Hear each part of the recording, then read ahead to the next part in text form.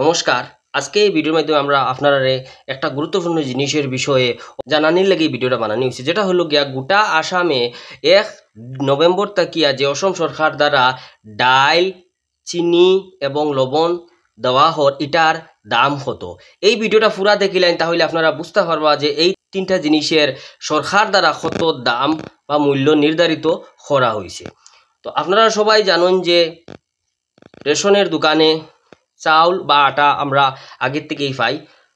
আসামের মাননীয় মুখ্যমন্ত্রী ডক্টর হিমন্ত বিশ্ব শর্মা কিছুদিন আগে জানিয়েছিলেন যে উনি নভেম্বরের 1 তারিখ থেকে চাল ও আটার সাথে 1 কিলো ডাল, 1 কিলো চিনি ও 1 কিলো লবণ প্রত্যেক রেশন দোকানে দেবেন এবং আপনারা একটু টাকা দিয়ে এটা কিনতে লাগবে। তাহলে জেনে নিন এই তিন জিনিসের দামটা কত। সব থেকে প্রথম যদি আমরা ডাইলের কথা হয়, যেটা মুসুরি ডাল, এটার 1 কিলোর দাম সরকার দ্বারা 69 মানে 69 টাকা নির্ধারিত করা হয়েছে। আপনারা 1 কিলো ডাল কিনতে গেলে 69 টাকা দিতে হইব। তারপরে 2 নম্বর যেটা আছে চিনির দামটা সরকার দ্বারা 38 টাকা মানে 38 রুপিস নির্ধারিত করা হয়েছে। 1 কিলো চিনি আপনারা 38 টাকা দিয়া কিনবা রেশন দোকান থেকে। শেষে যদি কথা হওয়া হয় লবণের যেটা দাম সরকার দ্বারা নির্ধারিত করা হয়েছে, এটা 10 টাকা।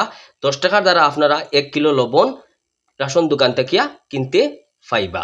তাহলে মোট 117 টাকা ওইব। আপনারা এই তিনটা যোগ করলে 117 টাকার বিনিময়ে আপনি 1 কিলো ডাল, 1 কিলো চিনি এবং 1 কিলো লবণ রেশন দোকানও পাইবা। তাহলে আপনারা বুঝতে পারছেন যে এই তিনটা জিনিসের দাম কত সরকার দ্বারা নির্ধারিত করা হয়েছে। বন্ধুগণ, এই দামের থেকে 1 টাকাও বেশি আপনারা দিবা না। এটা সরকারের দ্বারা নির্ধারিত করা রেট। এই রেটে আপনারা রেশন দোকান থেকে এই জিনিসটাই কিনবা।